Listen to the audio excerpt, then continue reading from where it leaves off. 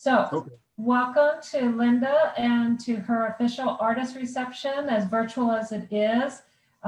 We are sad this year we don't have the delicious food from Julia Hudspeth to share with everyone, but we will at least celebrate this way anyway. So Linda's show is now on through January 10th. We have extended it an extra week. And so it will be available now through January 10th. It's an amazing show. I highly recommend you check out our website if you're not local, and if you're local, come take a look. So let's get started. So Linda, let's start off and tell us about your art style and what medium that you use and why did you choose that medium? Okay, I guess my style would be that I've been doing still lifes and realistic still life, and I paint in oil and on panels. They're just masonite, pretty thin panels. I like that surface, and they're easy to frame, and they don't take up a lot of room, like a canvas would, thick-wise.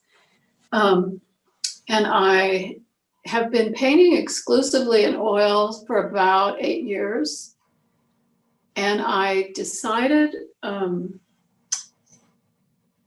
that I wanted to try to really improve. And I kept hearing that if you want to really improve in something, you need to focus just on that for a few years. And so that's what I did with still life. And I feel like I'm becoming more and more comfortable with it all the time. And so I guess I'm accomplishing what I wanted to. I set up I always set up my still life here in my studio, which you can't see, but, and I usually take an hour or better to set it up and to try to get the lighting the way I want it and the angle of it, because there are infinite things you can focus on in a still life, and I'm just kind of searching for something that is intriguing to me when I do that. So you mentioned the lighting. So you create the still life and you get the lighting exactly the way you want it, so you can just paint it as you see it. You don't have to try to interpret the lighting and the shadows as you're going. Right. Yeah, right. Except one of the things that I've become conscious of lately with the lighting is trying to get the effect of the light passing through the air and reflecting off of objects. And so I've been kind of inventing some stuff, I guess you would say, trying to get more of that effect. So, but yes, otherwise I'm set it so that I can just look at it and try to capture what is right there. And you do a lot of flowers. Are those from your yard? They are, yeah. Oh, they're beautiful. Most exclusively are, yeah. So I have a question. Oh, Linda, how long does it take to paint the flower still lifes? How do you keep the flowers from wilting or changing shape, or, keeping them the way you want them? Yeah, so I don't start a painting unless I have a good 4-hour block of time that I can dedicate to it. And the first thing that I need to do is make sure that I have everything where I want it on my panel. And it's just a really rough sketch. And I usually start with a middle tone, like the middle tone of what I'm seeing, not the darkest part or whatever. And I just try to get those shapes in where they are accurately. And then I do take pictures. And I work from the still life, as it's usually a couple days. Sometimes it's changing day by day, but I work from the still life as much as I can because of I can't get a picture that accurately depicts a live still life. So I do come back if I need details, if I need a color, if I can't remember exactly where the shadow was, I can come back to my photos after that. So, Linda, Oh, go ahead. Does that answer the question, Dan? Yes, that makes total sense. And hopefully your husband doesn't come along and drink the wine or eat the bread that you're trying to paint as well during the still life process. Right. No, he's forbidden. He knows Yeah, that. hey, stay out of there. That used to be a problem with Gail, however, when I was studio. Not really, but she would threaten to come in. So you said you've been doing this style of painting for 8 years. What were you doing before that? I did acrylic and I did watercolor and I did calligraphy. I love to do life drawing where you use charcoal and Conte to do live models. And I was always kind of afraid to go to oil. That was like my goal eventually, but I was afraid of it because it's got quite a reputation and it can be really messy, I heard, and all, but it's not. It's, once you learn how to handle it, it's, to me, I still think of it like magic, the way it comes together, the combinations you can get and all, so, yeah. So what inspired you with this particular show that we are now seeing in the gallery for the pieces that you created? The still lives, a lot of the flowers. I like the end of the flowers, if you will. That's, they're now dropping their leaves. I like that visual as well. I think it's really beautiful instead of always just flowers in bursting bloom and stuff. So how did you put together this show? Yeah, this is, it had to do with trauma that I was going through.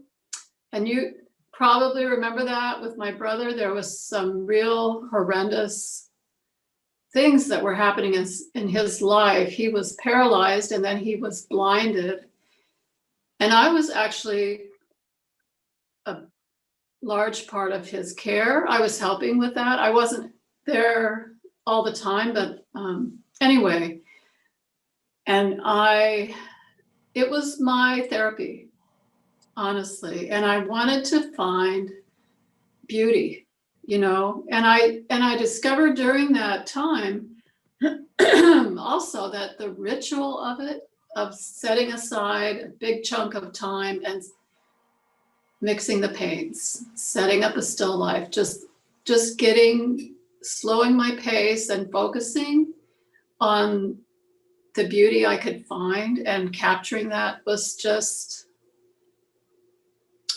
very, very helpful to me. And I wanted to find beauty. I realized that I was just searching for beauty. You know what I mean?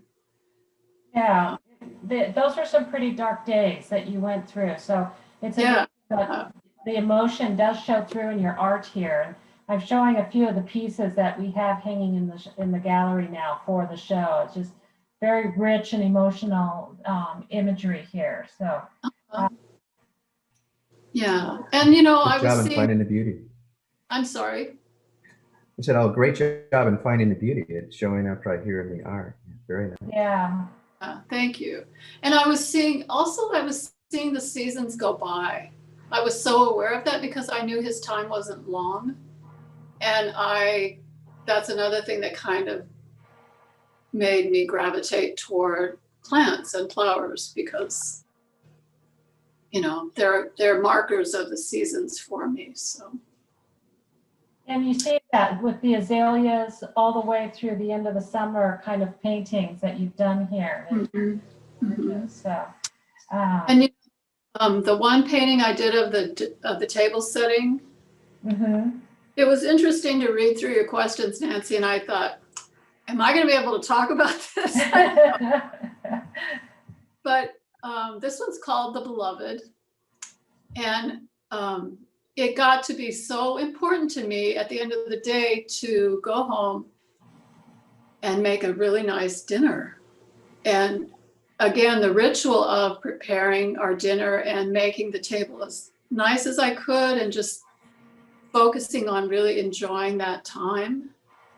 And, you know, you start to value life more, I think, when you're so close to that kind of tragedy. So, Yeah, yeah, it's a really beautiful show, because I know this whole year of 2020 has been very challenging for all of us in a variety of ways. And some artists have found it to be very challenging to create art, and yet you threw yourself into the work, and it's almost like it was therapy to have that outlet. So, and it resulted in this just fantastic show. yeah. So prior to doing art, what other career have you had? Well, my husband's an electrical contractor, and we had an electrical contracting business for 32 years. And I was the bookkeeper and the office help. So I don't know how long I did that, but I did that a long time. And then I did go to college. I didn't go to college until I was 48. And Wow. yeah, and I got my bachelor's degree in art at PSU, and then went on to get my master's in teaching. I thought I would teach for a while, but then it just seemed like things kept coming up and I never did teach. But I really, every bit of schooling I had, I really enjoyed. So Good. Now you said you and your husband have been doing some pottery work during this year of craziness. Talk about that. How did that come about?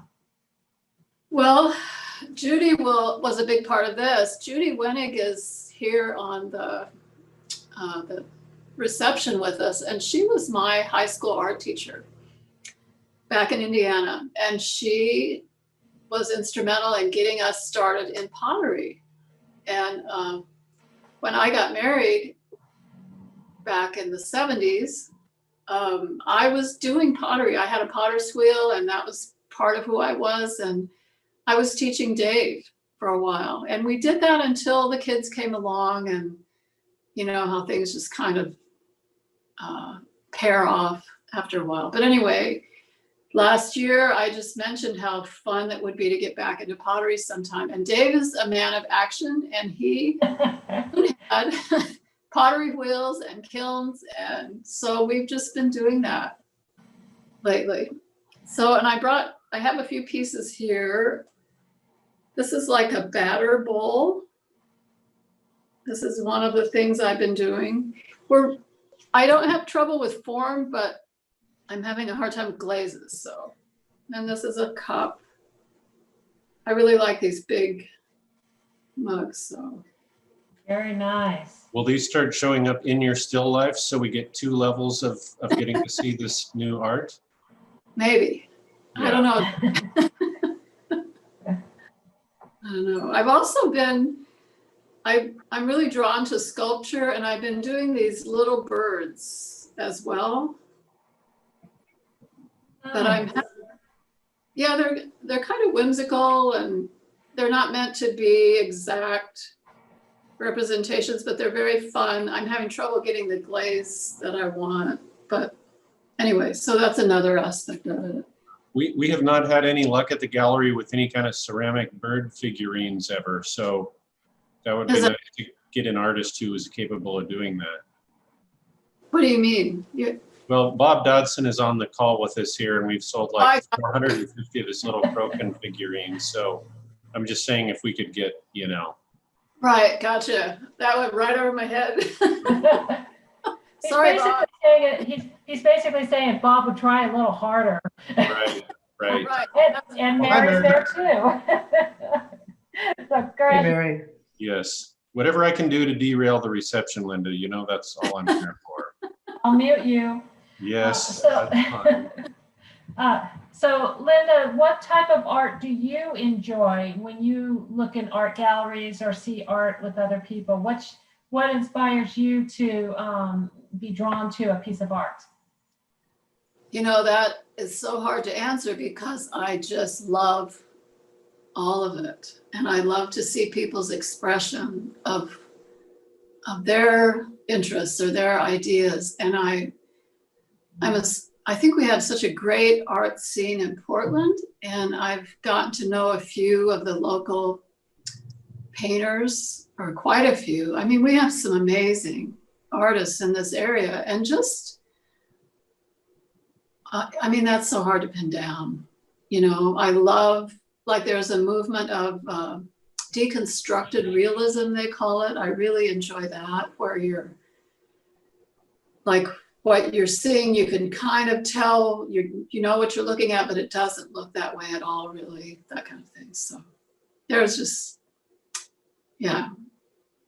Nice. What would you say? So let's put your teaching to use. What would you say to someone just starting out in wanting to be an artist or starting out creating art? Well, one of the most useful things that I heard that helped me the most was just plan on and show up every day, whether you feel like it or whether you're inspired. You know, you're not going to be inspired every day. You're not going to have ideas coming every day, but go to your studio. And before you know it, you'll be fiddling around with something and you'll decide, oh, I'm just going to get started on something. And I think that's really important. And keeping the work ethic, I think, also is very important. I think that inspiration comes after you are making yourself available most of the time. Of course, there are days that I just, you know, I'm really high on it and come right in and don't have any trouble, but the consistency of it, I think, is so important. Do you go to your studio every day? I did. I mean, I haven't since getting this show up, but I did, yes. Yeah. So even though you didn't feel like it, you made sure you went, and you find yourself sometimes just sitting there in your studio, but at least you've gone. Yeah. Yeah. And looking at past work or looking through books, looking at someone online. Yeah, there's, you know, I think you really have to continually feed yourself as well. And it's not all art, but keeping yourself in touch, I guess I would say.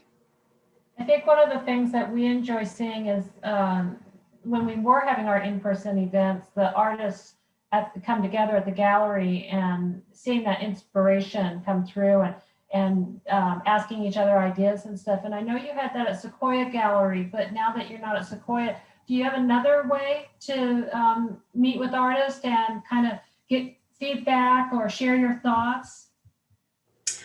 Yeah, I've had to, I keep in contact with a lot of artists from Sequoia, and we have set aside times to go paint together or to just meet together. And I also this summer took a class online with Scott Connery. He's a Portland artist. And that was so helpful to me to every week have that to go to. And he just kind of opened it up and did 4 Thursdays in a row, and then he'd take a break and another 4 Thursdays. And he did that throughout. I think we started in May and ended up in October. So that was really helpful. It's another one of those things you have to make that effort. You have to find a way. I bet I spend 80% of my time alone painting or, you know, thinking about it, but there is that small amount of time that I just crave being able to talk to somebody or seeing somebody else's work. Yeah, it's hard, especially right now. So just a reminder, welcome to our new folks here. If you have any questions, you can put them through on the chat or go ahead and take your microphone and turn it on. So unmute yourself and feel free to jump in and ask Linda any questions here of anything you may want to know about. So what was, you talked about the piece of advice that you were given is to show up and just try to find something to do every single day that gets you to be part of your art. So is it your teacher who is with us from Miss Judy? Or what was the greatest piece of advice she gave you when you were her student? Oh, Judy. I'll put you on the spot here. She was a mentor in the best possible way. She was a person that was continually excited about what anyone was doing. She just had nothing but encouragement for her students. And she's not that much older than me. And we ended up taking a trip together after I graduated. We took a trip to a pottery camp in Colorado. We drove cross country and then we went into Mexico for a while. So my relationship with Judy and what I learned from Judy is a lot deeper, I think, than the art she taught me. But like I said, she expected, I always felt like she expected you to keep trying to be better. And that was always, I needed that. I think every student needs that. So the part about going into the studio every day, that was a guest artist at PSU. And he said, if there's one piece of advice I would give to everybody, it's just show up every day. So I took him at his word. I took it to heart. That's good. Do your grandkids play into your art in any way? Yeah. A couple of my granddaughters, one who's now 20, very talented. She's working full time in a field unrelated to art, but if she would spend time at it, like she's done a few paintings, she's constantly just drawing on the side and things. She's very talented. And my youngest granddaughter, who's 10 now, just is very creative and her mom found out that she has to have a place where she can just go and paint and draw and do all kinds of creative things. So yeah. And I encourage it, of course. So do they take advice from you? Not so much, I don't think. Yeah. I don't know. It's a funny thing. I think I'm too serious, maybe. So does anybody have any questions that they Yeah, I want? do. Linda, it's Okay. Dan. Mr. Yes. Homeris. You talked a little bit about the lighting when you're setting your pieces up, but the one thing I've always liked about your work, among many things, is the sort of a depth of field that photographers can do, but it's kind of hard to do with painting because of not only the surfaces, but how to use the colors the right way. I thought you might talk a little bit about that because it's real evident in your work that the depth of field is it's a challenge, but it looks so good. And we've enjoyed looking at those pieces. Yeah, that's a tough one. That's something that I became more conscious of this year because sometimes you have to make stuff up. Yeah. You know what it should, you know what you see in front of you, but if you paint that literally, it's very flat. And so you have to. That's neat. You have to, like, I try to keep in mind that these are 3D objects, and as the object is turning or as the glass, sometimes the glass is catching the wall behind it and that color shows. Sometimes the glass, this one with the clover, the glass is what attracted me to that because there was just light binging off of that glass.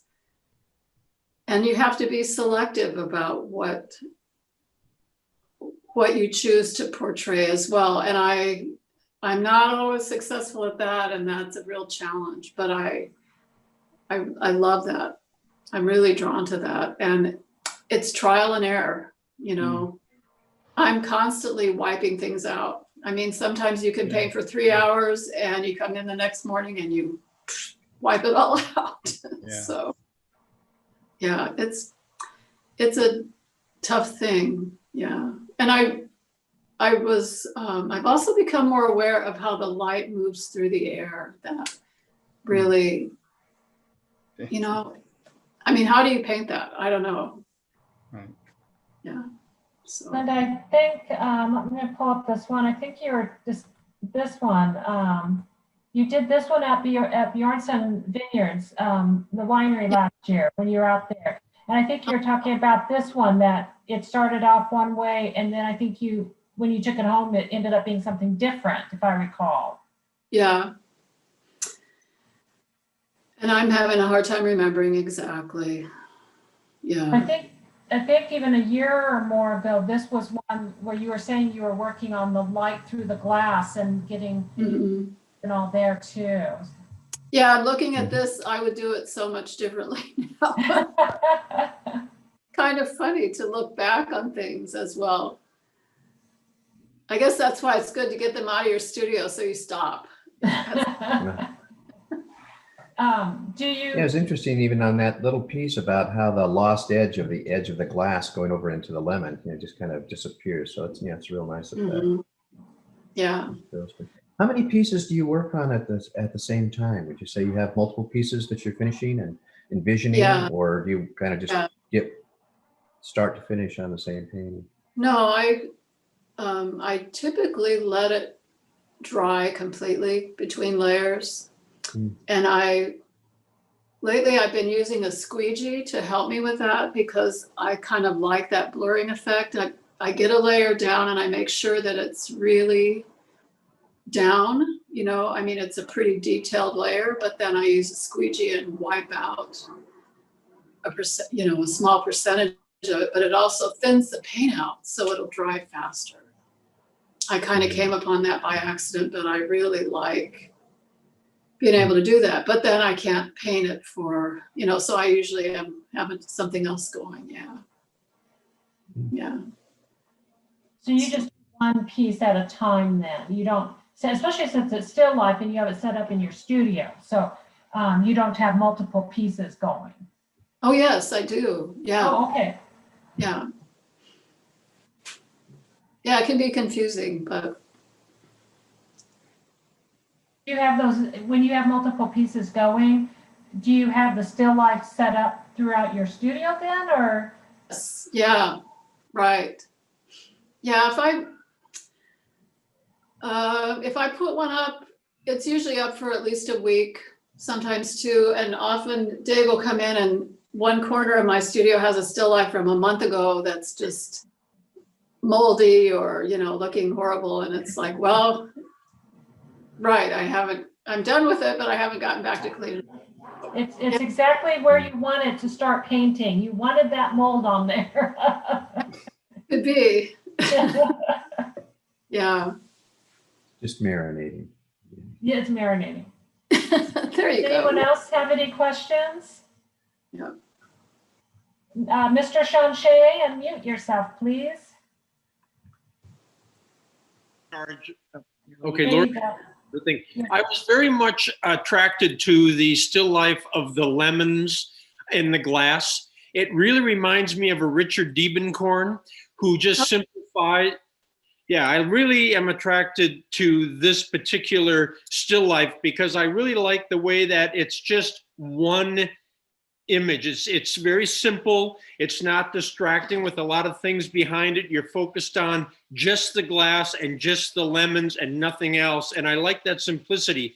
And again, it reminds me of a Richard Diebenkorn that I really like. And he has one very similar to this, only he has a knife in the glass as well. But the reflections, and I really like the reflections in the water and just the whole lemon appeals to me, and that's all I'll say. But I really like your work a lot.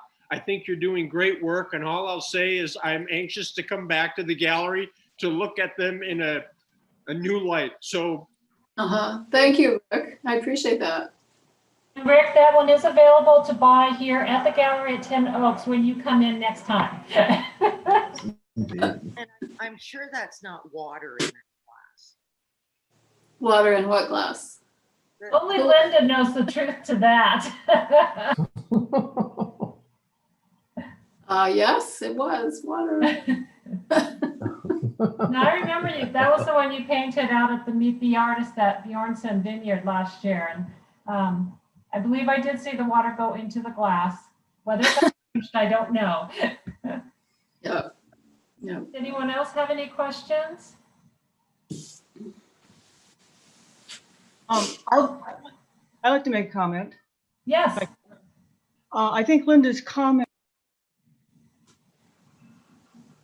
realistic painting is concerned.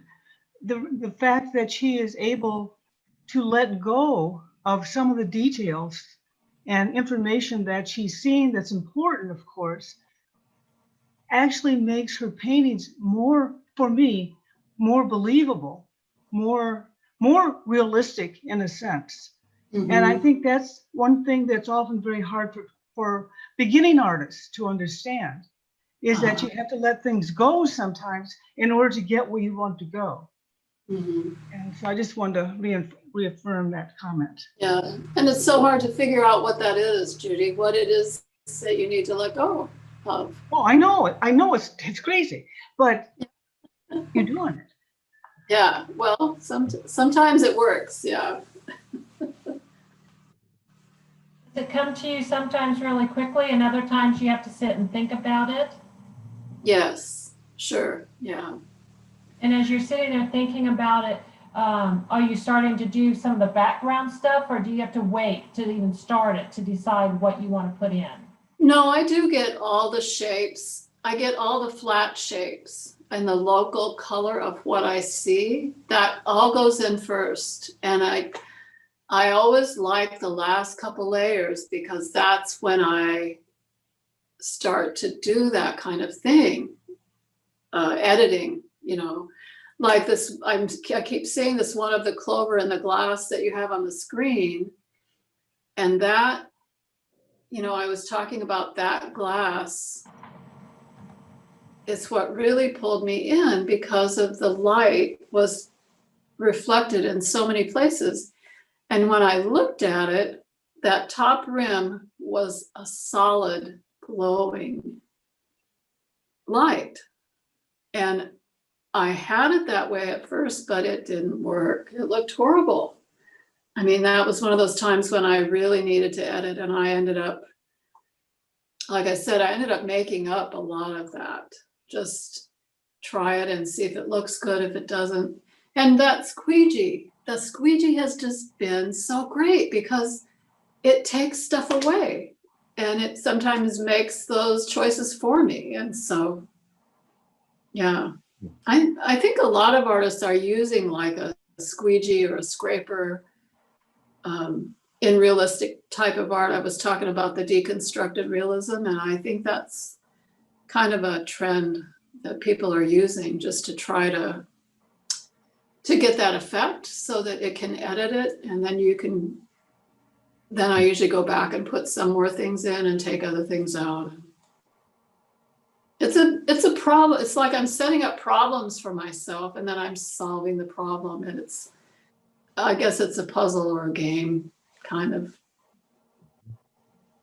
How many pieces do you start and then say, no, I can't keep going, and you have to start over, or just set it aside for later? How many? Yeah. I don't keep track. That would probably be too depressing to keep track. It happens a lot.